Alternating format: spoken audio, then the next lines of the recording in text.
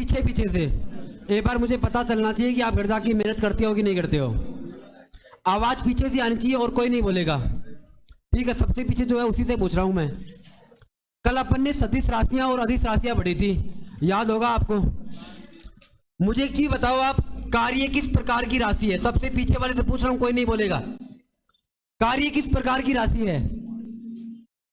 ऐसे मत करो, देखो कार्य किस प्रकार की राशि है? कोई और बताओ पीछे से। अधिश राशि है क्या? आप बताओ, देखो साइड से आप बताओ, कार्य किस प्रकार की राशि है? सदिश है ना? कल आए थे क्या आप? फिर भी अधिश बता रहे हो, सॉरी सदिश बता रहे हो। कार्य किस प्रकार की राशि है? अधिश राशि है। मुझे एक चीज बताओ, आप कल मैंने एक लाइन लिखाई थी आपको, क्या याद नहीं हुई क्या आपको? शक्ति कपूर फिल्म के बीच में कैसे करता है? आउ वाउ करता है। कैसे करता है? आउ वाउ। देखो शक्ति से क्या हो गया? शक्ति। कैसे क्या हो गया? कार्य। पुर से क्या हो गया? प्रेशर।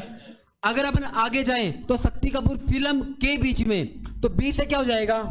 विभव और विभांतर। विभव और विभांतर। जैसे क्या हो जाएगा? चाल। जैसे क्या हो जाएगा? चाल। आ से क्या हो जाएगा? आवर्ती, आवर्तकाल और आवेश। आवर्ती, आवर्तकाल और आवेश। अगर मैं बात करूं ऊ से क्या होगा? ऊर्जा और उष्मा। ऊर्जा और उष्मा। ये किस प्रकार की राशि है? अधिश राशि है। ज्योति तीव्रता किस प्रकार की राशि है? कोई नहीं बोलेगा। कल आए थे क्या? आज ही आए हो? आप बता दो, आप बताओ। अधिश है क्या? ज्योति तीव्रता। ज्योति तीव्रता किस प्रकार की राशि है? सदिश है या अधिश है? सदिश है क्या? पक्की बात है क्या? ज्योति तीव्रता किस प्रकार की राशि है? सदिश राशि है। इसका मतलब धीरे धीरे आप स्टार्ट कर रहे हो मेहनत करना, है ना? अब फ्लो बैठा है आपका, 3 दिन हो गए है ना? देखो अब अपन क्या करते हैं, आगे बढ़ते हैं। ज्यादा अपन एक टॉपिक पर टिके नहीं रहेंगे। देखो अपन ने लास्ट टाइम पढ़ा था सदिश और अधिश, समतल कोण और घन कोण, यही पढ़ा था ना? अब अपन क्या करते हैं, और चीजें पढ़ते हैं। भौतिक राशियां कितने प्रकार की होती है? भौतिक राशियां 3 प्रकार की। उत्पत्ति के आधार पे, दिशा के आधार पे और कोण के आधार पे। क्या पूरी पढ़ ली क्या अपन ने? क्या पूरी पढ़ ली क्या अपन ने? अपन ने पूरी पढ़ ली है राशियां, समझ गए आप? अब देखो आज का जो नया टॉपिक है उसका नाम है मात्रक पद्धति। देखो पीछे आवाज मत करो, देखो आपको रिक्वेस्ट है प्लीज।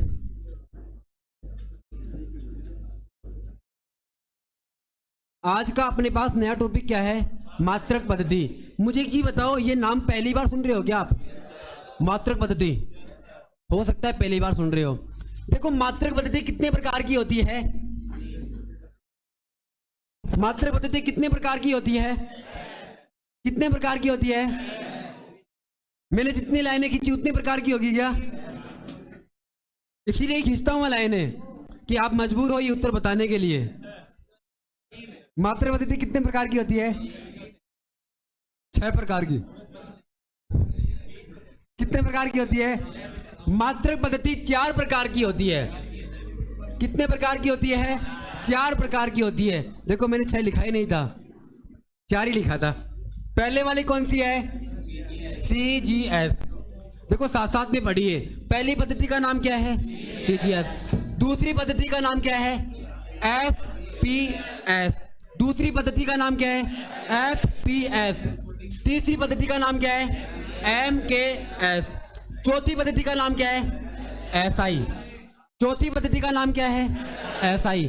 SI पद्धति का फुल फॉर्म क्या है? कोई नहीं बोलेगा। और SI पद्धति का फुल फॉर्म नहीं, इनसे पूछा हूं एक बार। SI पद्धति का फुल फॉर्म क्या है? रिकॉर्ड नहीं हो रहा क्या? ये रिकॉर्ड हो रहा है क्या? चलो ठीक है। SI पद्धति का फुल फॉर्म बताना आपको, क्या पता है क्या? ऑप्शन दो क्या? सिस्टम ऑफ इंटरनेशनल पहला ऑप्शन, दूसरा ऑप्शन है स्टैंडर्ड ऑफ इंटरनेशनल, तीसरा ऑप्शन है सिस्टम ऑफ इंडियन, चौथा ऑप्शन है स्टैंडर्ड ऑफ इंडियन।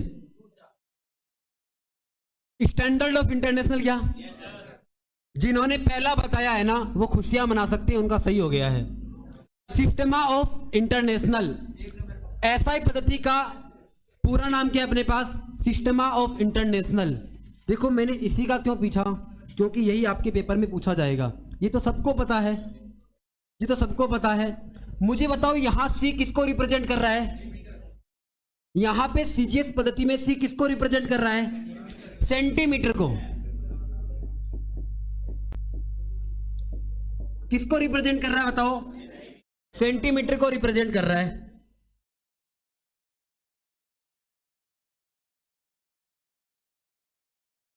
देखो अगर मैं बात करूं जी, यहां किसको रिप्रेजेंट कर रहा है? कलर ही चेंज नहीं हो रहा है। किसको रिप्रेजेंट कर रहा है बताओ? ग्राम को। एस यहां पे किसको रिप्रेजेंट कर रहा है? सेकंड को।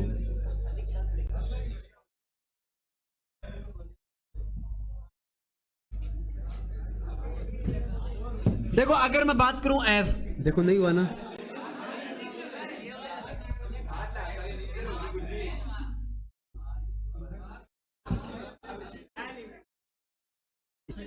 अब हो गया।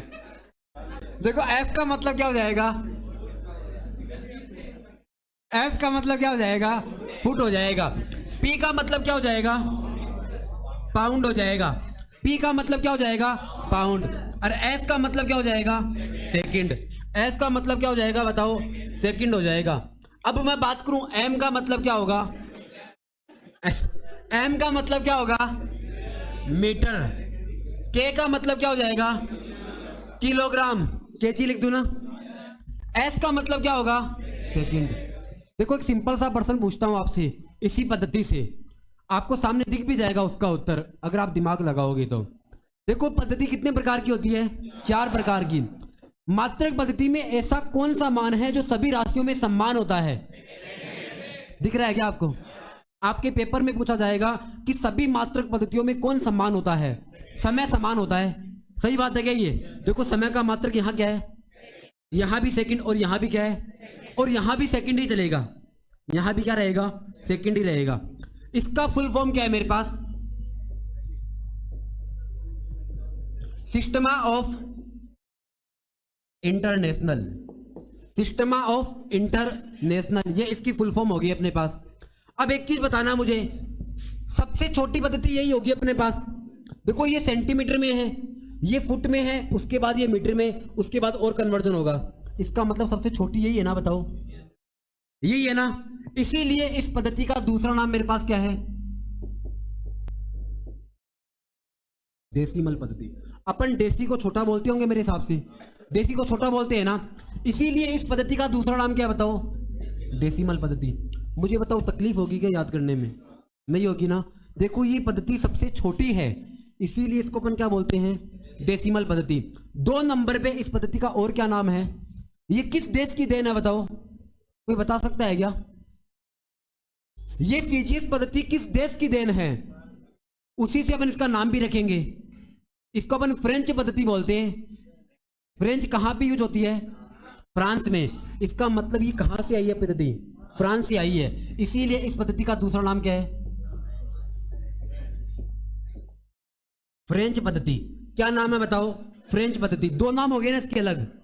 पहला नाम क्या है अपने पास? डेसिमल। दूसरा नाम क्या है? फ्रेंच पद्धति। इसी पद्धति का तीसरा नाम भी है जिसको अपन क्या बोलते हैं?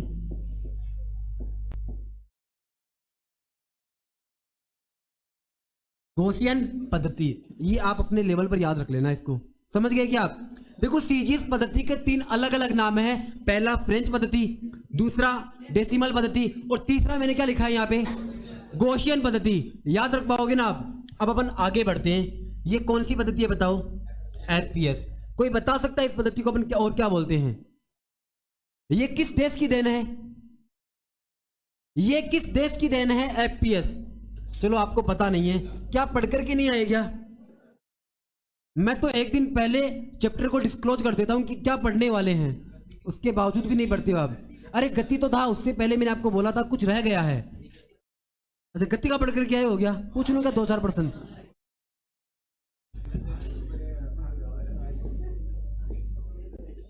इस पद्धति का दूसरा नाम क्या है बताओ? ब्रिटिश पद्धति। इसका मतलब ये कहाँ की देन है? ब्रिटेन की देन होगी ये। इस पद्धति का दूसरा नाम क्या है बताओ? ब्रिटिश पद्धति। अब अपन चलते हैं किसके पास? एमकेएस के पास। एमकेएस पद्धति किस देश की देन है? अच्छा, क्या बात है। भारत ने कुछ भी नहीं किया क्या? बताओ एक बार आप।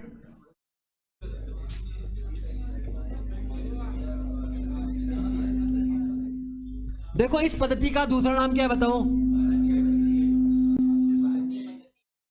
इस पद्धति का दूसरा नाम क्या है अपने पास? भारतीय पद्धति। अब मुझे एक चीज बताओ, ये भारत की देन है ना ये, इसीलिए इसकी पद्धति का नाम क्या है? भारतीय पद्धति। याद रख पाओगे ना आप? मुझे बताओ ये एम यहां किसको रिप्रेजेंट कर रहा है? मीटर को। इसीलिए इस पद्धति का एक और नाम क्या है? मीट्रिक पद्धति। इस पद्धति का अन्य नाम क्या है? मीट्रिक पद्धति। याद रख पाओगे ना आप? अब देखना, जो भी लोग लुसेंट की किताब पढ़ते हैं उन्होंने क्या कर रखा है? मीट्रिक पद्धति को सीजीएस में लिख रखा है। ठीक है, आप उसको क्या कर लेना, करेक्शन कर लेना। जितनी बार भी उसका आता है ना वर्जन, हर बार वो यही लिखा रहता है। लेकिन अपन को क्या करना है? मीट्रिक पद्धति इसको बताना है। समझ गए क्या आप? अब 4 नंबर पे मेरे पास कौन सी पद्धति है बताओ? एसआई पद्धति। इसका अन्य नाम क्या है बताओ? अंतरराष्ट्रीय पद्धति। इस पद्धति का अन्य नाम क्या है मेरे पास? अंतरराष्ट्रीय पद्धति। देखो मैंने आपको 4 पद्धति से अवगत कराया है। आपको दिख रहा होगा सारा का सारा मानचित्र सामने कि किस पद्धति को क्या बोलते हैं, कौन छोटी होती है कौन बड़ी होती है। समझ गए आप? अब देखना एक बार आप, पहले अलग अलग देशों में अलग अलग पद्धति चलती थी। समझ रहे हो आप? जैसे फ्रांस के साइड में जितने भी देश थे ना, उधर कौन सी पद्धति चलती थी बताओ? सीजीएस। फिर ब्रिटेन की तरफ जितने भी देश थे आसपास, वहां कौन सी पद्धति चलती थी? ब्रिटिश चलती थी। समझ गए आप? अगर मैं बात करूं भारत के आसपास जितने भी देश थे, वहां कौन सी पद्धति चलती थी? भारतीय पद्धति या फिर एमकेएस पद्धति। समझ गए आप? अब क्या होता था, कोई भी सामान अपन अन्य देशों से अपने देश में लाते थे तो अपन को उसको चेक करने में तकलीफ होती थी, उसका मात्रक निकालने में तकलीफ होती थी। समझ रहे हो आप? जैसे वजन निकालोगे आप, वजन का मतलब द्रव्यमान, तो वहां आपको पाउंड मिलेगा और अपने यहां क्या मिलेगा? केजी मिलेगा। तो अपन को कन्वर्ट करना पड़ता था केजी में। समझ रहे हो कि चीजों को आप? ताकि ये चीजें बार बार ना करनी पड़े। तो क्या हुआ था? एक सम्मेलन हुआ था। आज भी तो सम्मेलन होते हैं। नरेंद्र मोदी दूसरे देशों में जाता है सम्मेलन करने, जाता है ना? वैसे ही इस मात्रक पद्धति को लेकर के एक सम्मेलन हुआ था। कोई बता सकता है क्या वो कहां हुआ था?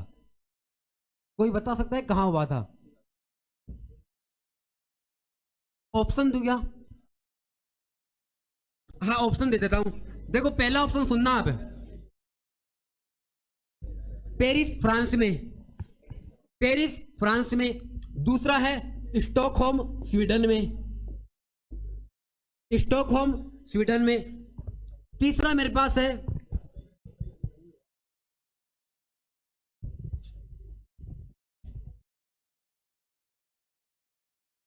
दिल्ली भारत में। चौथा ऑप्शन मेरे पास है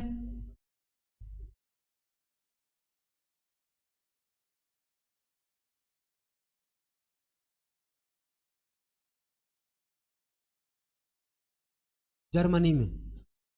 कहां हुआ था कोई बता सकता है क्या? जिनको ऑप्शन चाहिए थे मैंने उनको ऑप्शन दिए हैं। इसमें से कोई भी उत्तर सही नहीं है। आपको पता है कि कहां हुआ था? जेनेवा स्विट्जरलैंड में हुआ था सम्मेलन। कहां हुआ था बताओ? जेनेवा स्विट्जरलैंड में। जो पढ़कर के आता ना तो वो ये बता देता कोई भी नहीं है। समझ रहे हैं? आपको केवल ऑप्शन चाहिए होते हैं, उत्तर नहीं चाहिए होता आपको। आपको ऑप्शन चाहिए होते हैं। अब ये जो सम्मेलन हुआ था ना, वो कहां हुआ था? जेनेवा स्विट्जरलैंड में हुआ था। उस सम्मेलन में क्या बात बोली गई थी कि आज के बाद में सारे देशों के अंदर कौन सी पद्धति लागू की जाएगी? एसआई पद्धति। ये पद्धति लागू कर दी थी। मुझे एक चीज बताओ आप, इस पद्धति को कब लागू किया गया था? 1960 में। कब किया गया था बताओ? 1960 में। देखो समझने की कोशिश करना एक बार आप। इस पद्धति को लागू कब किया गया था बताओ? 1960 में। उस समय सम्मेलन हुआ था और उसी सम्मेलन में क्या गई थी बातें?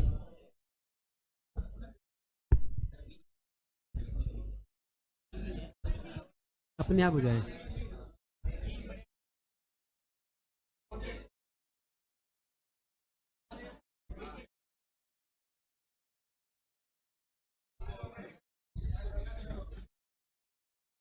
देखो अपने पास 1960 में इस पद्धति को लागू किया गया था। कब किया गया था बताओ? 1960 में। सपोज करो कि आज मार्केट में कोई एप्पल का फोन लॉन्च होता है, आज मार्केट में कोई एप्पल का फोन लॉन्च होता है और उसकी प्राइस कम से कम 1.5 लाख है। उस मोबाइल की प्राइस कितनी? कम से कम 1.5 लाख है। क्या अपन यहां बैठे हैं, पहले दिन हाथ में आ जाएगा क्या वो फोन? क्या सबके हाथ में आ जाएगा क्या? मान लेते हैं कि यहां जितने भी लोग बैठे उसमें से एक के पास आ जाएगा, ऐसा बोल सकते हैं अपन, मान सकते हैं। लेकिन जिसके हाथ में ये फोन आ जाएगा ना, वो यहाँ तैयारी भी नहीं करेगा बाद में, वो तैयारी नहीं करने आएगा कांस्टेबल की, जो पहले दिन ही मोबाइल खरीद के ले आएगा। ये समझ रहे हो चीजों को आप? इसका मतलब ये फोन लॉन्च तो हो गया, ये फोन मार्केट में आ तो गया, लेकिन सबके हाथ में आ गया क्या बताओ? नहीं आया ना।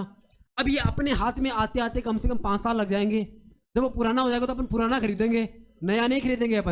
अपन 20,000 में खरीदेंगे इसको बाद में। इसका मतलब सबके हाथों में आते आते समय लगता होगा। तो अपने यहाँ भारत में अलग अलग देशों में अलग अलग पद्धतियां चल रही थी, उसको छोड़ने में क्या होता है? समय लगता है। आपको आदतें लग जाती है खराब, उसको छोड़ने में समय लगता है ना। वैसे ही पुरानी पद्धतियों को छोड़ने में समय लगा था, और वो समय कितना लगा था? लगभग 11 साल। मतलब सभी देशों ने इस पद्धति को कब स्वीकार कर लिया था बताओ? 1971 में। क्या सही है क्या डाटा? सही है ना? ये 1971 में इस पद्धति को क्या कर लिया गया था बताओ? स्वीकार कर लिया गया था। और लागू कब किया गया था बताओ? 1960 में लागू किया गया था। तो ये कहानी समझ आई क्या आपको? देखो मैंने क्या बताया कि पहले अलग अलग देशों में अलग अलग पद्धतियां चलती थी। अपन ने क्या किया? विरोधाभास ना हो सम्मान को लेकर के, तो अपन ने एक सम्मेलन करवाया। अपन ने क्या, सारे देशों ने मिलकर के एक सम्मेलन कराया। कहाँ हुआ बताओ? वो जेनेवा स्विट्जरलैंड। मैंने लिखा नहीं, यहां लिख देता हूं। कहाँ हुआ बताओ? जेनेवा स्विट्जरलैंड में हुआ था। जेनेवा स्विट्जरलैंड में सम्मेलन हुआ था। कब हुआ था बताओ? 1960 में। सारे देशों ने इस पद्धति को कब स्वीकार कर लिया था? 1971 में। इतना हो गया। 4 पद्धति है अपने पास, चारों के मैंने आपको अलग अलग नाम लिखा दिए। अब आप कॉपी पेस्ट कर सकते हो। आपको जितना समझ आता है ना, अपन को पूरी लाइनें नहीं लिखनी है। आप लाइनें लिखने लग जाओगे, है, होता है, था, ऐसे लिखने लग जाओगे। आपको टॉपिक का नाम लिखना है मात्रक पद्धति। लिखवाता हूं मैं, एक बार लिखो आप। टॉपिक का नाम लिखना है मात्रक पद्धति। आपको पहले क्या करना है? इसे प्रकार लिखने 4 जो आपको दिख रहे हैं ना, एक बार इतना लिखो एक बार आप। अच्छा, साथ साथ में लिख रहे थे क्या? फिर उनको लिखने तो जो साथ में नहीं लिख रहे थे।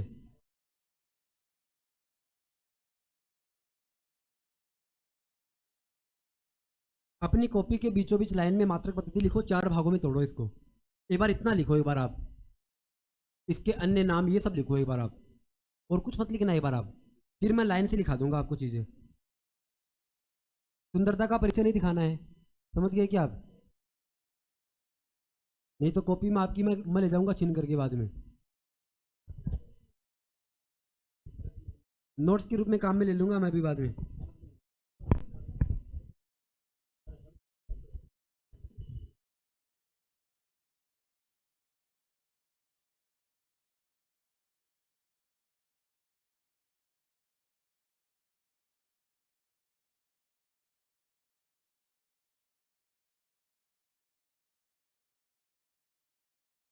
हाँ, अन्य नाम भी लिखने हैं, इसी के नीचे लिख लो आप। है ना आपके पास स्पेस? मेरे पास तो स्पेस नहीं था, तो मैंने इधर उधर फैला दिया इसको। हाँ पूछिए, क्वेश्चन पूछिए।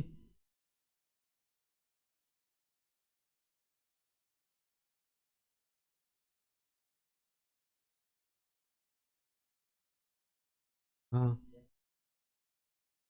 किसका? समुद्र की गहराई, फेथोमीटर। हाँ, फेथोमीटर क्या होता है? फेथोमीटर समुद्र की गहराई मापने का मापक यंत्र होता है। जैसे अगर मैं बात करूं, अगर अपन मोटरसाइकिल चला रहे हैं, अपनी स्पीड तो अपन को सामने दिखती है स्पीडोमीटर में। देखो जो नहीं लिखा है ना, वो लिखते रहो। इन्होंने लिख लिया, इसका डाउट मैं कर रहा हूं, आप लिखते रहो। जो स्पीड होती है ना, वो स्पीडोमीटर में दिख जाएगी अपन को, 60, 70, 80। लेकिन अपन कितनी डिस्टेंस चले हैं, ये कौन सा मापक यंत्र बताएगा? ओडोमीटर बताएगा। कौन बताएगा बताओ? ओडोमीटर। ODOMETR। आप पूछोगे ये ओडोमीटर क्या होता है? ओडोमीटर चली हुई जो वाहन है ना, उसके द्वारा चली गई दूरी को मापने वाला यंत्र होता है। समझ गए क्या आप? फेदम मात्रक भी होता है, लेकिन अपन क्या बोलेंगे? फेदम अगर अपन बोलेंगे ना मैं आपको लिखवाऊंगा यहाँ लंबाई की अन्य मात्रक लिखाऊंगा, अभी आपका क्लियर हो जाएगा, अभी क्लियर हो जाएगा आपका, मैं लिखवाऊंगा आपको चीजें। फेतम अपने पास क्या एक प्रकार से लंबाई का अपन वो नहीं बोलेंगे, जैसे आप कहोगे कि लंबाई का क्या होता है, मीटर भी होता है। प्रकाश वर्ष किसका मात्रक का बताओ, दूरी का है ना, तो प्रकाश वर्ष भी तो आएगा ना अपने पास। पार्सेक किसका है, दूरी का है। खगोलीय वर्ष किसका है, दूरी का। ये तो नाम आपने लिए ही नहीं, समझ रहे हो कि चीजों को आप, तो ये भी चीज आएगी अपने पास, लिखवाऊंगा मैं आपको। हाँ कोई दिक्कत नहीं, अपन कर लेंगे डिस्कस। ये लिख लिया क्या बताओ सब। देखो आपने अगर ये लिख लिया तो मैं आपको पॉइंट दिखा रहा हूं। ये जो सम्मेलन हुआ था ना, सम्मेलन लिखो आप, छोटा सा पॉइंट डालकर इसे सम्मेलन, पूरी लाइन नहीं लिखनी अपन को। सम्मेलन कहां हुआ था, जेनेवा स्विट्जरलैंड में। इस पद्धति को लेकर के सम्मेलन हुआ था, कहां हुआ था, जेनेवा स्विट्जरलैंड में। समझ गए, कब हुआ था, 1960 में। कोष्टक में लिख लो आप 1960 में। अब इस पद्धति को सारे देशों ने स्वीकार कब किया था, सब देशों ने। 11 साल लग गए थे इनको स्वीकार करने में। कब किया गया था, 1971 में। बस सम्मेलन कहां हुआ था, जेनेवा स्विट्जरलैंड। कब, 1960 में। और इस पद्धति को स्वीकार कब किया गया था, सारे देशों के द्वारा। समय लगता है कितने कितने साल में बताओ, 11 साल में, 1971। लिख लिया गया सारा डाटा।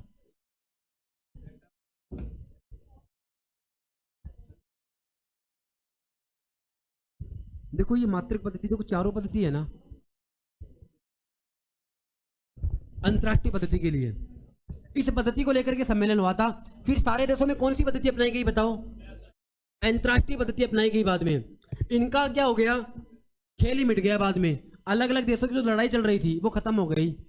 जैसे मैं आपको एग्जांपल बताता हूं, अपन मार्केट से जूते खरीद के लाते हैं, तो आप जब देखोगे ना उसको ऐसे कर करके, उसकी जीभ को उठा करके, तो नीचे इस प्रकार की अपन को स्लिप मिलती है, आप देखना। अब उसमें लिखा रहता है यूएसए, उसकी साइज सामने रहती है। फिर नीचे लिखा था इंडिया, उसकी साइज सामने लिखी रहती है। फिर आप नीचे और देखोगे ना रूस, तो उसकी साइज सामने लिखी रहती है। यूरोप ये लिखा रहता है ना, इसका मतलब आप कहीं भी जूते खरीदोगे ना आप, तो उसके सामने रहती है।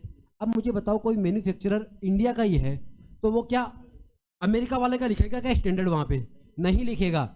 लेकिन सपोज करो कि आप एडिडास का, प्यूमा का ये जूते लाते हो आप, तो वो तो सारे देशों में चलती है ना ब्रांड, तो उनको वो साइज लिखनी पड़ती है। आप जब ऑर्डर करोगे ना, तो आप ऑर्डर करोगे 6, 7, 8, 9, 10, 11, 12 इस प्रकार से नंबर में करोगे। अमेरिका वाले कुछ और प्रकार से ऑर्डर करेंगे बाद में। तो ये अलग अलग स्टैंडर्ड होता है, समझ गए क्या, मात्र पद्धति को लेकर के। अब अपन आगे चलते हैं। अब नहीं लिखा है ना तो बगल वाले से लिख लेना। अब देखो अपने पास कुछ अन्य मात्रक है, जैसे लंबाई को लेकर के अन्य मात्रक है मेरे पास, द्रव्यमान को लेकर के अन्य मात्रक है। अगर मैं बात करूं आयतन को लेकर के अपने पास अन्य मात्रक है। तो देखो सबसे पहले आपको लिखना है कुछ अन्य मात्रक। टोपी का नाम क्या डालना है, कुछ अन्य मात्रक।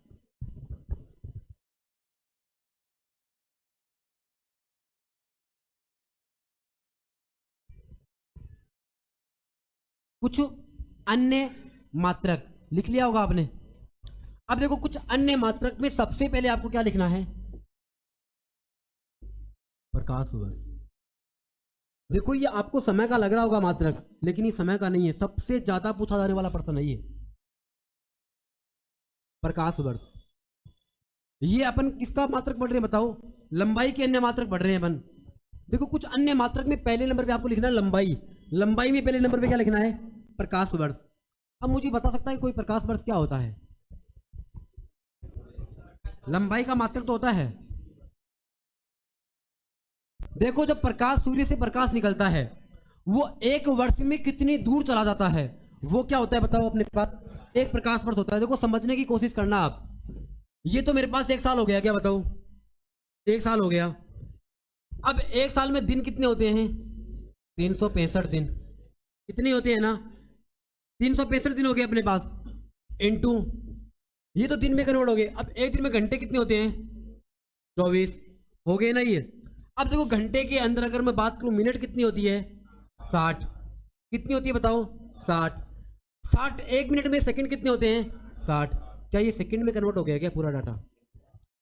देखो एक वर्ष में प्रकाश द्वारा चली गई दूरी क्या कहलाती है? एक प्रकाश वर्ष कहलाती है। ये अभी तक मुझे बताओ क्या दूरी आई है, क्या आया है? ये क्या आया है? ये समय आया है क्या? ये मेरे पास इतना क्या आया है? समय आया है। इसका मतलब मैं यहां पे सेकंड लिख दूं क्या? बताओ, लास्ट में सेकंड तो आएगा। लास्ट में अपन ने सेकंड निकाल लिया। अब मुझे एक चीज बताओ, प्रकाश का वेग कितना होता है निर्वात में? 3 गुणा 10 की पावर कितना होता है? 8 होता है। देखो ये डाटा आपको पता होना चाहिए। देखो ये डाटा आपको पता होना चाहिए। देखो एक वर्ष में प्रकाश द्वारा चली गई दूरी क्या कहलाती है? एक प्रकाश वर्ष कहलाती है। मैंने क्या क्या, एक वर्ष ये रहा। एक वर्ष में दिन कितने होते हैं? 365 दिन। फिर एक दिन में घंटे कितने होते हैं? 24। फिर एक घंटे में मिनट कितनी होती है? 60। फिर एक मिनट में सेकंड कितने होते हैं? 60। हो गया ना अपने पास? ये तो सेकंड आया अपने पास। लेकिन प्रकाश वर्ष किसकी इकाई होती है? दूरी की होती है ना, या लंबाई की होती है? अब देखना, इसको मैं गुणा करूंगा किससे? बताओ किससे करूंगा? बताओ गुणा। इससे मैं प्रकाश की वेलोसिटी से गुणा करूंगा। 3 गुणा 10 की पावर 8। ये प्रकाश का वेग है, क्योंकि स्पीड है तभी तो जाएगा नहीं है। अब मुझे एक चीज बताओ, ये मीटर बटा सेकंड नहीं आएगा क्या? क्या ये मीटर बटा सेकंड नहीं आएगा क्या? वेग का मात्रक क्या होता है? मीटर बटा सेकंड। सेकंड से सेकंड क्या हो जाएगा? कैंसिल आउट हो जाएगा। सेकंड से सेकंड क्या हो जाएगा? कैंसिल आउट हो जाएगा। तो मुझे एक चीज बताओ आप, ये जो डाटा निकल करके आएगा ये कितना आएगा? 9.46 इंटू 10 की पावर 15 मीटर। कितना आएगा बताओ ये डाटा? आपके पास कैलकुलेटर है, आपके पास मोबाइल है, आप घर जाकर के इसको आप मल्टीप्लाई करके देख लेना भले ही। ये आता है क्या? एक लाइट ईयर बराबर कितना हो गया? इतना हो गया। अपन यहां मल्टीप्लाई करेंगे, समय खर्च हो जाएगा, लेकिन डाटा यही आएगा। समझ गए क्या आप? अब इसकी परिभाषा लिखना अपनी कॉपी में, एक प्रकाश वर्ष की। एक वर्ष में प्रकाश द्वारा चली गई दूरी क्या कहलाती है? प्रकाश वर्ष कहलाती है। एक वर्ष में प्रकाश द्वारा चली गई दूरी, एक वर्ष में प्रकाश द्वारा चली गई दूरी प्रकाश वर्ष कहलाती है। और एक लाइट ईयर बराबर कितना होता है? ये इतना होता है। ये लिख लो आप डाटा। एक प्रकाश वर्ष बराबर कितना होता है? ये लिख लो आप। ये नीचे दिख रहा होगा डाटा आपको। आप सीधा लिखना चाहो तो ये लिख लो, अगर आपको समझना है तो ऊपर वाली लाइन भी लिख लो।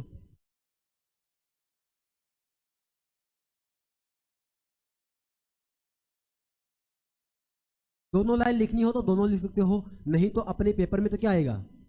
यही आएगा। मुझे एक चीज बताओ आप, ये डाटा आपको किसके नजदीक लग रहा ज्यादा? 9.46 आपको किसके नजदीक लग रहा है? लगभग 10 के नजदीक है क्या? बताओ, लगभग 10 के नजदीक है क्या?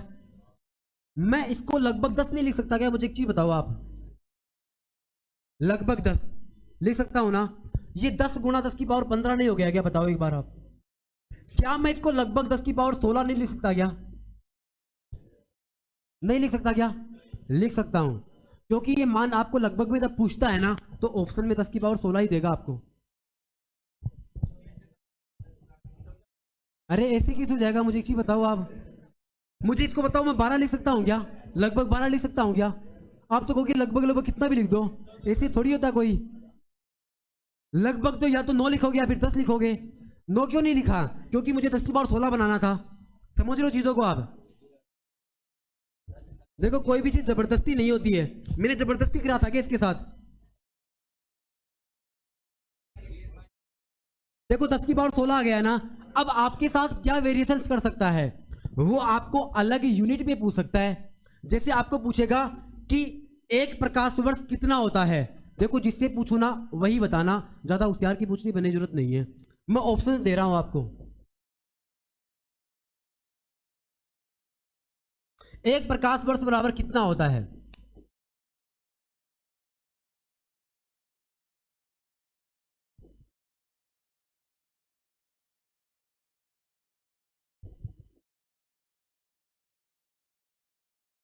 एक प्रकाश वर्ष बराबर कितना होता है आप बताओ? एक प्रकाश वर्ष बराबर कितना होता है? ये ऑप्शन है मेरे पास 4, इनमें से कोई नहीं। आप बता सकते हो क्या? देखो ऐसे डरते डरते नहीं बोलना है। एक क्या पक्की बात है क्या? आप बताओ एक बार। देखो अभी तो लिखे अपने ऑप्शंस, अभी मैंने आपको पढ़ाया है, मैंने ऑप्शंस ये दे दिए। क्या आप हमेशा ये लिखा हुआ रट के जाओगे क्या? आप बताओ। हाँ ए है क्या? पीछे से कोई बताओ, एक कोई भी। ए क्या? ए पक्की बात है क्या? चलो इसको अपन लॉक कर देते हैं और ये सही है। देखो ये सही है। अब जो नहीं बता पाए हैं ना, उनका बेसिक्स क्या है, कमजोर है। उनको ये नहीं पता कि 1 किलोमीटर बराबर कितने होते हैं। 1 किलोमीटर बराबर कितने होते हैं? 1000 मीटर। क्या ये 10 की पावर 12 नहीं है क्या? 10 की पावर 12 ही तो है। क्या मैं 1 किलोमीटर को ये नहीं लिख सकता क्या? आप बताओ एक बार आप। 1 किलोमीटर को मैं क्या ऐसे नहीं लिख सकता क्या? बताओ। गुणा 1000 लिख सकता हूं ना। 1 किलोमीटर बराबर कितने होंगे? 1000 मीटर। देखो ये 10 कितनी बार आए हैं? 3 बार आए हैं ना। तो क्या मैं इसको 10 की पावर 3 नहीं लिख सकता क्या? लिख सकता हूं ना। जब आधार समान होता है ना तो घातें जुड़ जाती है। जब आधार समान होता है तो घातें जुड़ जाती है। ऐसा तो कभी जीवन में पढ़ा ही होगा आपने। देखो आधार समान नहीं है क्या इसका? 10 10 तो घातें जुड़ जाएगी कि नहीं? क्या बताओ। वापस 15 हो जाएगी। तो इसका उत्तर यही तो था। अब आप कहोगे बाद में ये तो पढ़ाया हुआ आता नहीं है, ये तो कहोगे। आएगा कहां से? दिमाग ही नहीं लगाते हो आप। ऐसा थोड़ी है कि मैंने यहाँ जो डाटा लिखा है सेम टू सेम आ जाएगा। सेम टू सेम चीजें नहीं आती है, नहीं तो मैं भगवान हो जाऊंगा बाद में फालतू में। समझ रहे हो क्या आप चीजें? देखो चीजें आती यहीं से है। वो क्या करती हैं, थोड़ा सा तोड़ मरोड़ करते हैं चीजों के साथ, और आप उलझ जाते हो बाद में। आप मुझे बताओ फंस फंसोगे क्या? बताओ। इसके अंदर अगर ये सेंटीमीटर में होता तो कितना होता? बताओ एक बार आप। 10 की पावर कितना होता है ये? आप बताओ। अगर ये सेंटीमीटर में पूछता तो 10 की पावर कितना करता मैं इसको? हाँ आप ही बताओ तो। लगभग तो होता ही नहीं है। अब मुझे एक चीज बताओ, समझ आई क्या चीजें आपको? देखो आपके साथ गेम खेला जाएगा ऑप्शंस के द्वारा, है ना। अब ये आपके ऊपर डिपेंड करता है कि आपको खिलौना बनना है कि आपको क्या करना है, खिलाड़ी बनना है। समझ गए क्या आप? अब अपन आगे मूव करते हैं। 2 नंबर की बात करते हैं अपन, नहीं तो 8 कर लेते हैं अपन। देखो 2 नंबर पे आप लिखना खगोलीय इकाई। खगोलीय इकाई।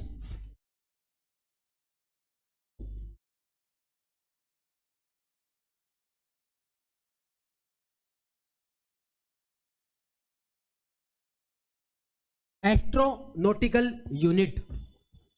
Astronautical unit. एक खगोलीय इकाई। कोई मुझे बता सकता है क्या होता है? हाँ बताओ।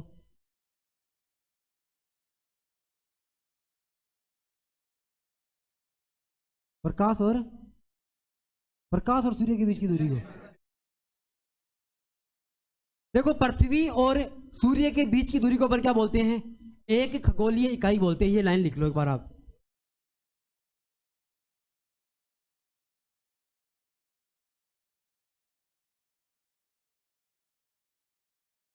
सूर्य और पृथ्वी के बीच की दूरी क्या कहलाती है? बताओ। एक खगोलीय इकाई कहलाती है। एक एस्ट्रोनॉटिकल नोट बराबर कितना होता है? एक एस्ट्रोनॉटिकल यूनिट बराबर कितना होता है? 1.495 इंटू 10 की पावर 11 मीटर। ये डाटा आपको याद करना पड़ेगा। देखो ये आपको अपनी मेमोरी में सेव करना पड़ेगा। देखो ये कहीं ना कहीं एक्सपेरिमेंट से आया होगा, आपको पता होगा। तो ये डाटा आपको याद करना होगा। 1.495 इंटू 10 की पावर कितना हो जाएगा? 11 मीटर हो जाएगा। अब आपके साथ गेम कहाँ खेला जाएगा? किलोमीटर सेंटीमीटर के साथ खेला जाएगा। आप खेल लोगे गेम, मुझे पता है आराम से। अब मुझे बताओ ये किसके करीब लग रहा है आपको? 1.5 के लग रहा है ना? जबरदस्ती थोड़ी कर रहा हूं मैं इसके साथ। मुझे लग रहा है देखो 4.9 है तो मैं इसको 50 लिख सकता हूँ। लिख सकता हूँ ना? तो ये 1.5 भी हो सकता है। समझ गए क्या आप? ये आप लिख सकते हो भले ही। 3 नंबर पे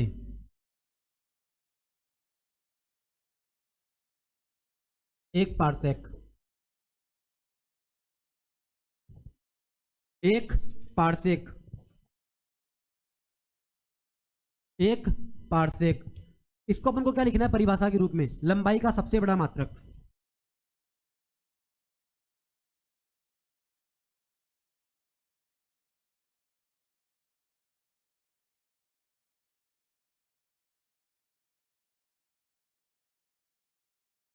लंबाई का सबसे बड़ा मात्रक क्या होता है बताओ? पार्सेक होता है। 1 पार्सेक बराबर कितना होता है? 1 पार्सेक बराबर कितना होता है? 3.08 इंटू 10⁻16। देखो 1 पार्सेक बराबर कितना होता है? 3.08 इंटू 10 की पावर कितना होता है? 16 होता है। समझ गए क्या आप? हाँ ये भी मीटर में। सारे डाटा मैंने किस में लिखाए हैं? मीटर में, क्योंकि अपन ऐसा ही पद्धति की बात करते हैं हमेशा। चेंज आपको करना पड़ेगा बाद में, ये डाटा आपको याद रखना है। अब अगर अपन को इसी डाटा को प्रकाश के संदर्भ में मापना हो, किसके संदर्भ में बताओ?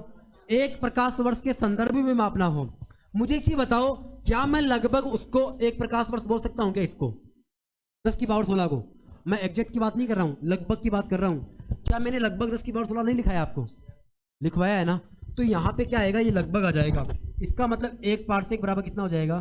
3.26 गुणा 1 लाइट ईयर। ये भी लिख सकते हो आप। देखो जब आप भाग दोगे ना, ये डाटा आपको प्राप्त हो जाएगा सेम टू सेम, तकलीफ नहीं होगी आपको बिल्कुल भी। देखो मैंने क्या किया, मुझे पता है कि लगभग किसके नजदीक है बताओ? 1 लाइट ईयर के नजदीक है ना, ये 10 की पावर 16 लगभग है ये। तो ये अगर एग्जैक्ट होता तो ये भी एग्जैक्ट आता, लेकिन ये लगभग था, इसलिए इधर ये वाला मान क्या हो गया? थोड़ा सा बढ़ गया। दिख रहा होगा आपको, देखो थोड़ा सा बढ़ा है ना। ये किसकी वजह से बढ़ा है? क्योंकि 10 की पावर 15 था और उधर 9.46 था, इसलिए बढ़ा है ये। तो आप ये भी डाटा याद रखना, 3.26 गुणा 1 लाइट ईयर। समझ गए आप? अब मुझे बताओ 4 नंबर पे 1 फेदम बराबर कितना होता है? 1.8 किलोमीटर। ये लिख लो अब आप। 1 फेदम बराबर कितना होता है? 1.8 किलोमीटर। 1 फेदम बराबर क्या होता है? 1.8 किलोमीटर। फेदम क्या है? लंबाई का मात्रक ही तो एक प्रकार से, जैसे ये पार्सेक है, खगोलीय इकाई है, वैसे ही फेदम है। क्या हुआ? ये सामने लिखा हुआ नहीं दिख रहा क्या आपको? 1.8 किलोमीटर। लिख लिया आपने डाटा, अपन ऐड कर लेते हैं। अब अपन आगे मूव करते हैं। मैं आपको बताता हूं किसका, बताओ? आयतन के अन्य मात्रक। आयतन के अन्य मात्रक। आपने एक नाम सुना होगा, बेरेल। सुना है क्या? आपने नाम सुना होगा गैलन। सुना है क्या? आपने नाम सुना है क्या लीटर? ये तो सुना हुआ सा लग रहा है। लीटर क्या होता है बताओ? आयतन ही तो होता है। अब मुझे बताओ कि 1 बेरेल बराबर कितना होता है? 1 बेरेल बराबर कितना होता है? मैं आपको बताता हूं कि मापन कहां लिखे रहते हैं। जब अपन एक राज्य से दूसरे राज्य में कोई पेट्रोल का परिवहन करते हैं, तो जो पेट्रोल वहां पे लिखा रहता है ना कि 1500 लीटर, ऐसे लिखा रहता है। अब मुझे एक चीज बताओ, एक तो आप 1500 बोलते हो, एक तो आप क्या बोलते हो? 1500। अरे एक आप केवल 10 या 9 के आसपास ही बोल देते हो, तो आपको छोटा लगता है ना मात्रक। इसको छोटा कर देगा ये कि 9 बेरेल है, ये 9 गैलन है ये। समझ गए क्या आप? मतलब इतने बड़े डाटा को क्या कर देगा? छोटा सा कर देगा। तो 1 बेरेल बराबर कितना होता है? 159 लीटर। देखो ये डाटा आपको याद करने पड़ेंगे। समझ गए क्या आप? जैसे 1 किलोमीटर बराबर कितना होता है? 1000 मीटर होता है ना। ये आपको याद ही तो करना पड़ता है, वैसे ये याद करना पड़ेगा। अब मुझे बताओ लगभग किसके नजदीक है? ये 160 के नजदीक है ना, तो ऑप्शन में आपको 160 मिल सकता है। समझ गए क्या आप? 1 गैलन बराबर कितना होता है? 3.785। ये भी लीटर में होता है, 3.785। ये भी किस में होता है बताओ? लीटर में होता है। अभी लीटर ही आ गया, ये किस में होता है? देखो साइलेंट करो मोबाइल। 1 लीटर बराबर कितना होता है? 1000 सेंटीमीटर क्यूब। ये किसका मात्रक होता है? Centimetre cube. आयतन का ही तो होता होगा, या 1/1000 मीटर क्यूब। इससे बाहर डाटा नहीं जाएगा अपने पेपर में। ये मेरे पास किसकी हो गई बताओ? आयतन की हो गई। अपन बात करते हैं किसकी?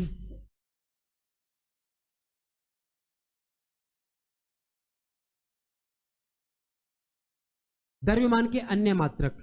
मुझे एक चीज बताओ आप, 1 पाउंड बराबर कितने किलो होते हैं? 1 पाउंड बराबर कितना किलो होता है? देखो 453.52 ग्राम।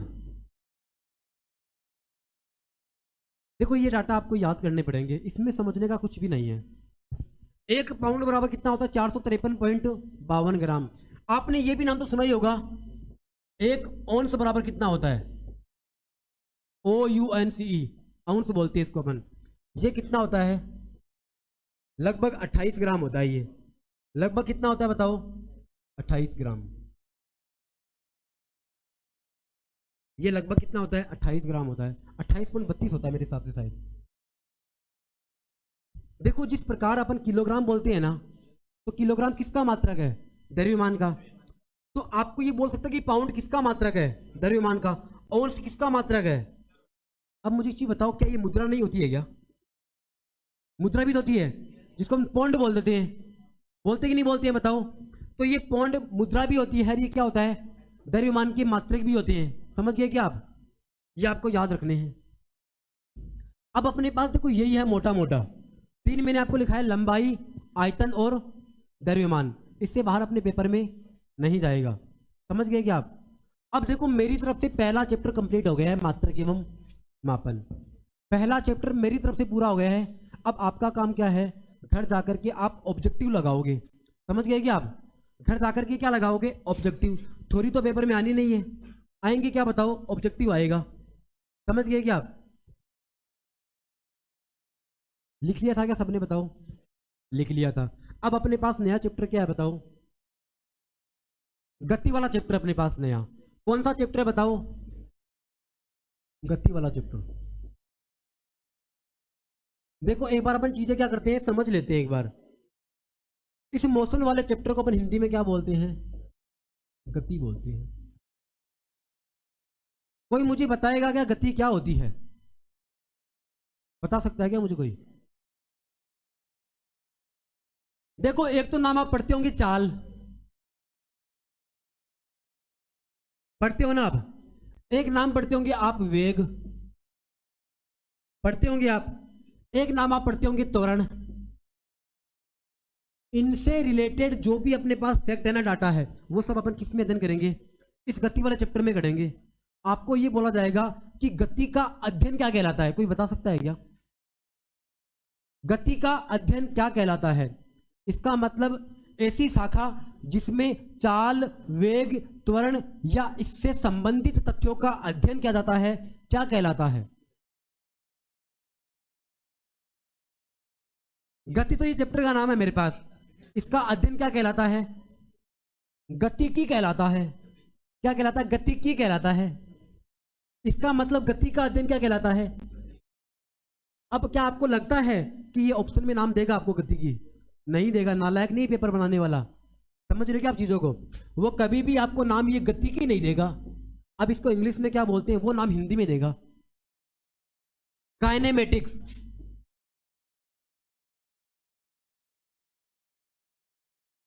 क्या बोलेगा बताओ? गति का अध्ययन क्या कहलाता है? काइनेमेटिक्स कहलाता है। गति का अध्ययन क्या कहलाता है? काइनेमेटिक। अब आपको पता होगा कि अपन को तो इंग्लिश आती नहीं है, नहीं आती है ना? पेपर बनाने वाला ये भी नहीं देगा नाम, इसी तो आप तुरंत लगा दोगे। फिर तो ये प्रतियोगिता का हिस्सा ही नहीं रहेगा ये पर्सन तो, क्योंकि सब सही करके आएंगे इसको। और जो पर्सन सब सही कर देते हैं, क्या आपको मेरिट में लाएंगे? क्या बोलो? नहीं लाएगा ना। मेरिट में तो वो लाएंगे जो किसी और को नहीं आते और अपन को आते हो। समझ गए कि आप? वही मेरिट में लाएंगे आपको। अब देखो वो क्या करेंगे, अपनी आत्मा को शांति प्रदान करने के लिए काइनेमेटिक्स को कैसे लिखेंगे? देखो काइनेमेटिक्स को ऐसे लिखेंगे वो,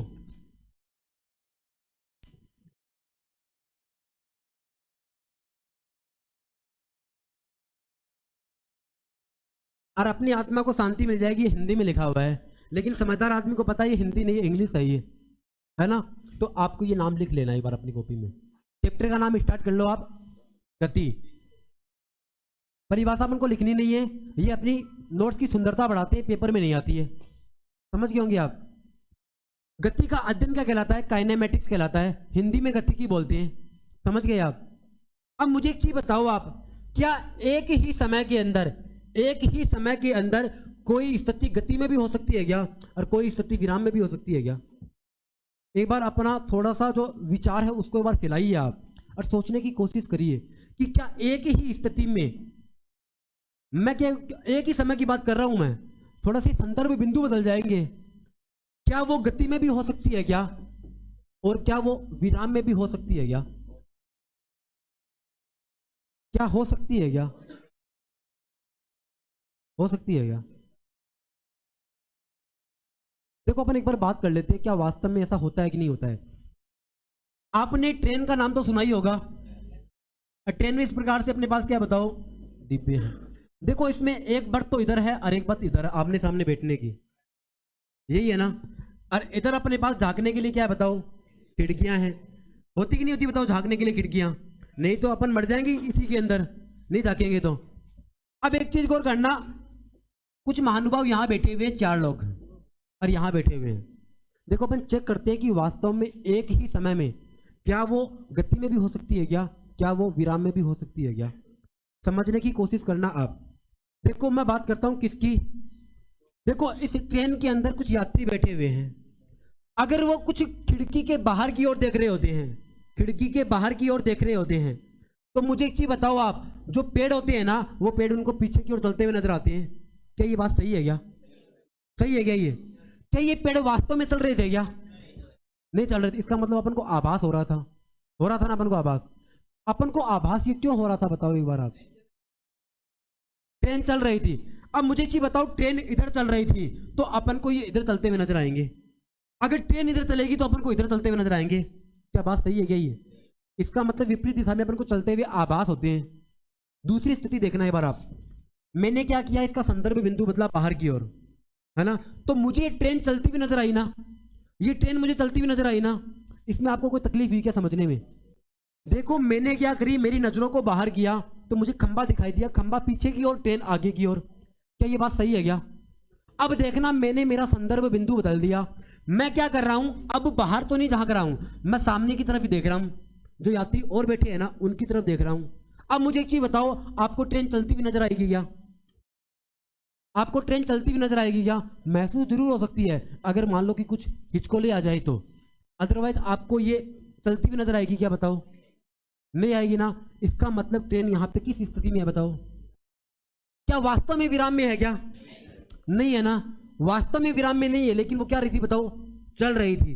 तो एक ही समय में अगर संदर्भ बिंदु बदल दिया जाए तो वो गति में भी हो सकती है और वो विराम में भी हो सकती है। समझ आया क्या आपको मैं क्या समझाना चाह रहा था? देखो आप इस प्रकार के ढेरों एग्जाम्पल आप अपने आसपास खोज सकते हो, जरूरी नहीं ये एग्जाम्पल खोजो आप, और भी ढेरों एग्जाम्पल खोज सकते हो आप। ये मैंने आपको एक एग्जाम्पल बताया समझने के लिए, आपको समझ आया होगा मेरे हिसाब से। अब अपन क्या करते हैं, आज थोड़ा सा आगे बढ़ते हैं। अपने पेपर के हिसाब से अपन को क्या पढ़ना चाहिए। देखो मैंने आपको चाल बता दिया होगा, चाल क्या होती है, दूरी बटा समय क्या कहलाता है, चाल कहलाता है। वेग क्या होता है बताओ, विस्थापन बटा समय क्या होता है, वेग होता है। क्या मैंने आपको विस्थापन नहीं बताया क्या? एक बार बताओ आप, बताया है क्या? क्या होता है विस्थापन? दो बिंदुओं के बीच की न्यूनतम दूरी क्या कहलाती है, विस्थापन। विस्थापन किस प्रकार की राशि है? अतीश आज आए हो या फिर रोज आ रहे हो? कल आया था, तो कल तो पढ़े अपन ने टॉपिक। देखो अपन ने विस्थापन भी जान लिया, अपन ने दूरी भी जान ली, अपन ने चाल भी जान लिया, वेग भी जान लिया, और मैंने आपको त्वरण भी पढ़ा दिया है। तो ये तो पढ़ने से कोई मतलब नहीं है अपना, नहीं है ना। इससे आप आराम से कर दोगे। अपन को इस चैप्टर में सीधा क्या पढ़ना है, गति के नियम।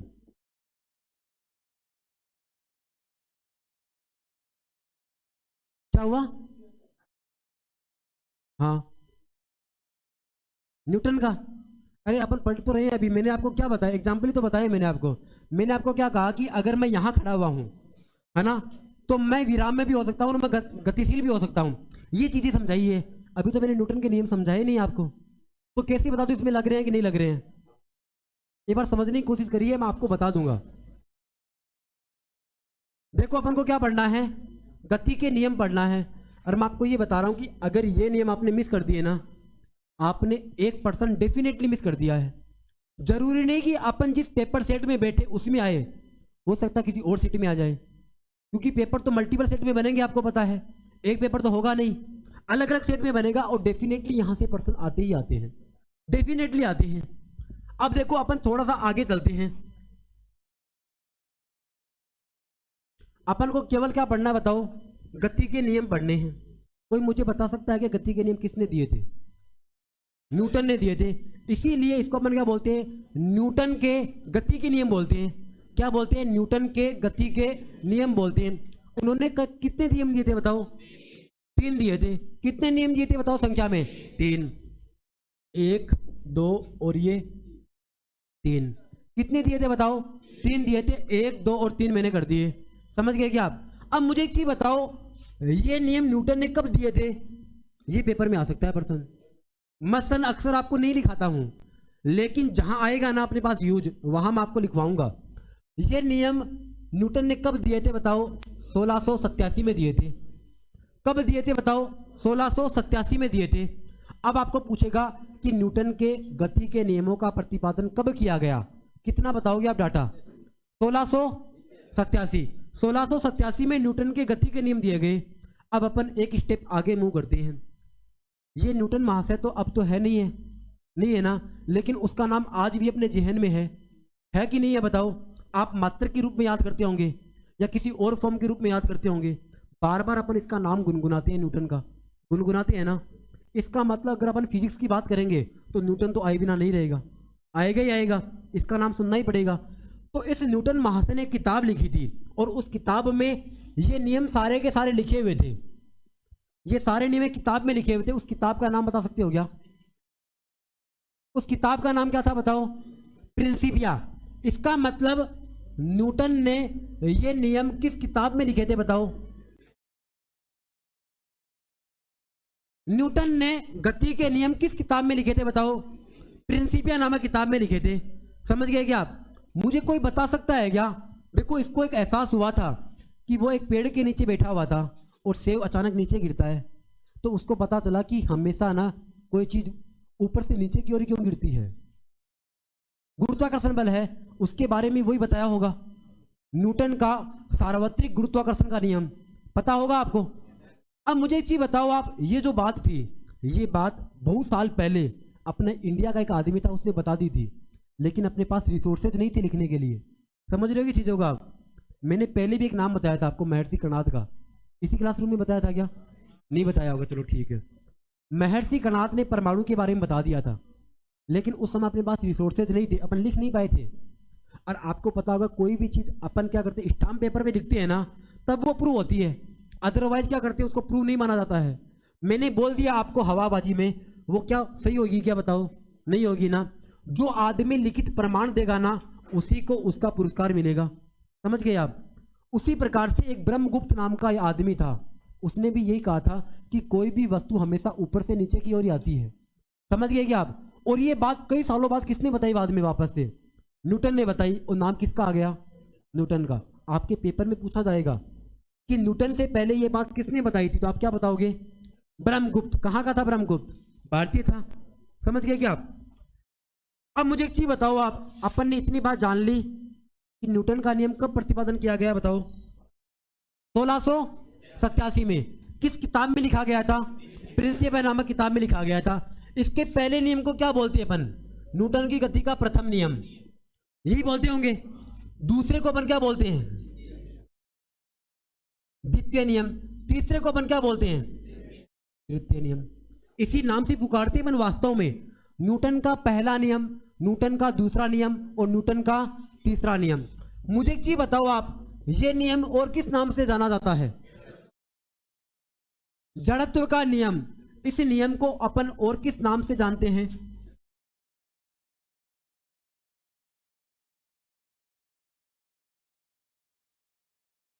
जड़त्व का नियम। क्या मैं इसको और भी नाम से जानता हूं क्या? इसी को अपन किस नियम से बोलते हैं?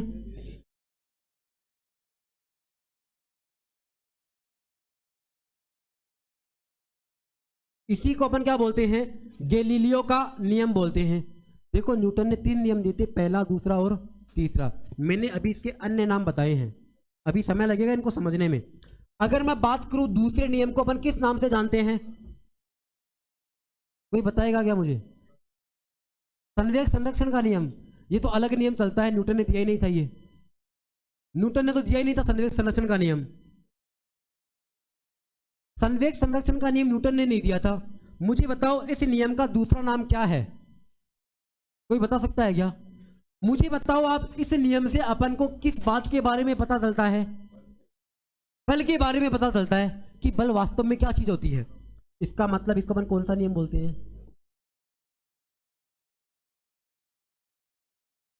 बल का नियम। क्या बोलते हैं अपन इसको? बल का नियम। इसी को अपन या लगा करके इसको अपन क्या बोलते हैं? संवेग संरक्षण नहीं बोल रहा हूं मैं, संवेग संरक्षण अलग होता है, मैं आपको पढ़ाऊंगा। ये केवल कौन सा होता है बताओ? ये केवल संवेग का नियम होता है। कौन सा होता है? संवेग का नियम। अब मैं बात करूं तीसरे नियम को अपन और किस नाम से जानते हैं? क्रिया प्रतिक्रिया का नियम। किस नाम से जानते हैं बताओ? क्रिया प्रतिक्रिया का नियम। एक बार इतना डाटा अपनी कॉपी में लिखिए एक बार आप।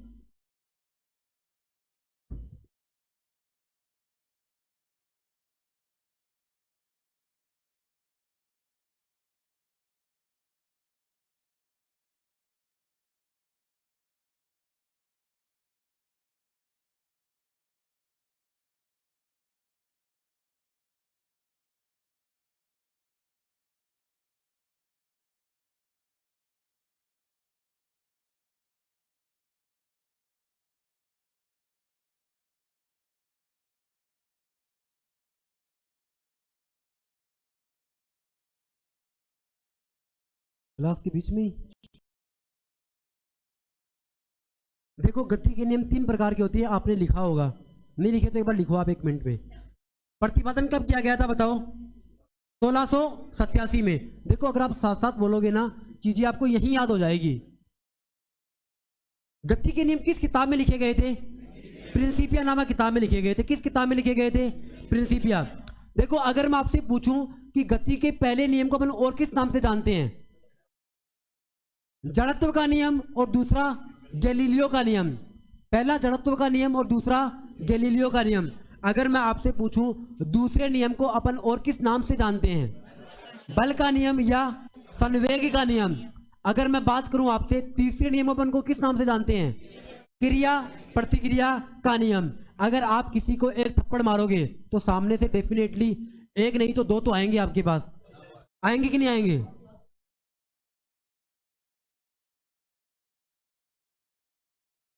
कमजोर होगा ना वो, तो वो आपको किसी और माध्यम से बदला ले लेगा वो। ये डाटा लिख लिया गया कॉपी में आपने। देखो अपन छोटी छोटी चीजों को अब समझते हैं। कर दूं क्या बताओ? आगे वापस करूं क्या? देखो अपने पास ऑप्शंस है। अगर ये व्हाइट बोर्ड होता वैसे तो अपने पास ऑप्शंस नहीं होते वापस लिखने के। ये सुविधाएं हैं अपने पास, इसका अपन को फायदा उठाना है। कर दूं क्या स्किप आगे? अब देखो अपन को बारी से एक एक नियम को पढ़ना है। सबसे पहले अपन कौन सा नियम पढ़ेंगे बताओ?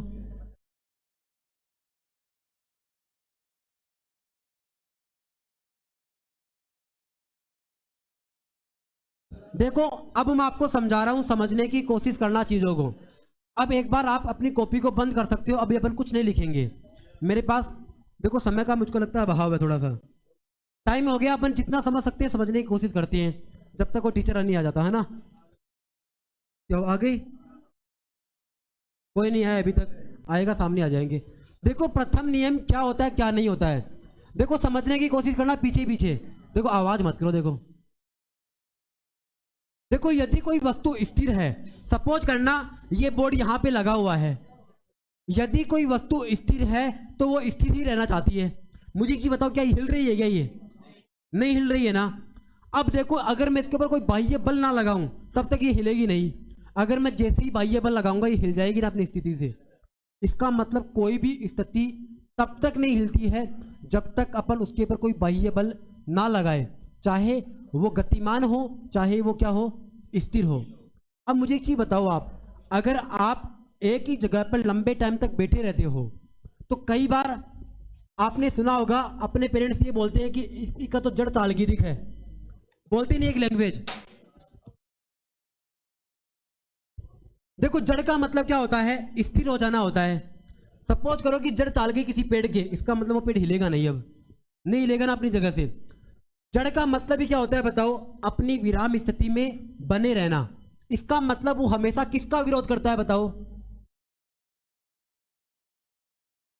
देखो जड़त्व का मतलब क्या होता है, जड़त्व का मतलब होता है एकदम से स्थिर रहना। अगर वो गतिशील है तो गतिशील ही रहेगी, अगर वो विराम अवस्था में है तो विराम अवस्था में रहेगी। वो किसका विरोध करती है बताओ, परिवर्तन का विरोध करती है। कभी परिवर्तन नहीं चाहती है वो। अगर परिवर्तन हो जाएगा तो क्या हो जाएगा बताओ, उसके ऊपर बल लग जाएगा, है ना। देखो अगर मैं बात करूं, समझने की कोशिश करना, यहां एक ऑब्जेक्ट है, इसका द्रव्यमान है बताओ, m है। इसका द्रव्यमान कितना है, m है।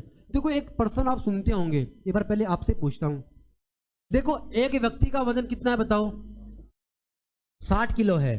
सपोज करो कि मेरा वजन 60 किलो है, अगर मैं चंद्रमा पे चला जाऊं तो मेरा वजन कितना हो जाएगा। देखो यहां कुछ लोगों ने डाटा पढ़ रखा होगा मेरे हिसाब से। अगर मेरा वजन 60 किलो है, अगर मैं चंद्रमा पे चला जाऊं तो मेरा वजन कितना हो जाएगा, 10 किलो, 60 केजी रहेगा।